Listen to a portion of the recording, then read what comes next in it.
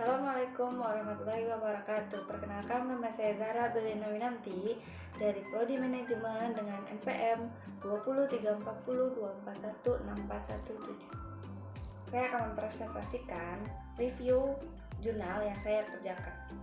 Saya mengambil judul Kinerja Karyawan, Motivasi dan Disiplin Kerja pada PT Asahi Indonesia. Sumbernya ada di bawah ini. Nama jurnalnya adalah Jurnal Forum Ekonomi, volume dan halaman yaitu volume 22 dan halaman 130 sampai dengan 137.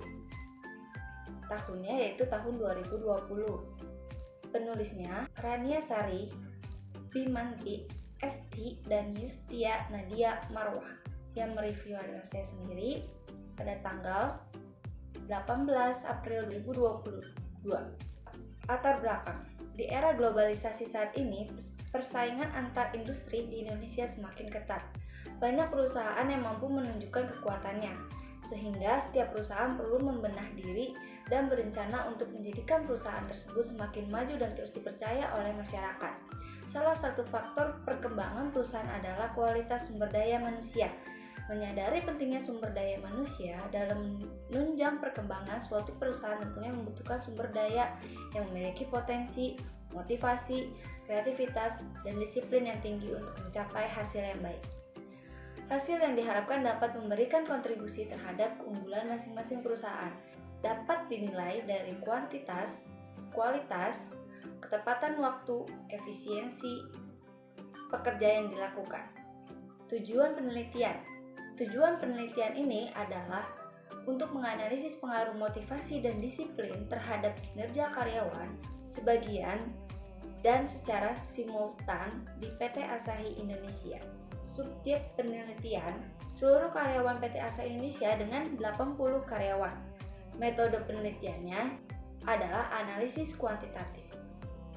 Tes yang dilakukan di PT Asahi Indonesia di kawasan industri Jababeka, Jalan Sains Timur 1, Desa Sertajaya, Kecamatan Cikarang Timur, Kabupaten Bekasi, Provinsi Jawa Barat, dengan kode pos 17530.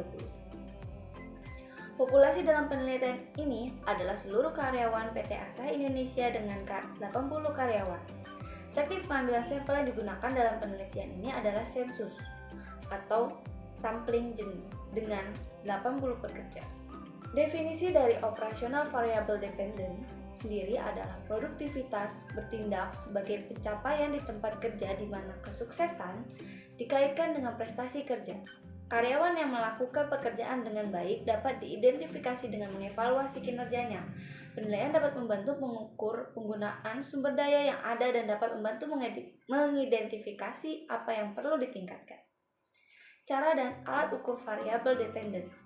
Dalam penelitian ini melibatkan seluruh karyawan PT Asahi Indonesia, sedangkan teknik pengambilan sampel yang menggunakan teknik non-probability, random atau sampling jenuh, mencapai 80 responden.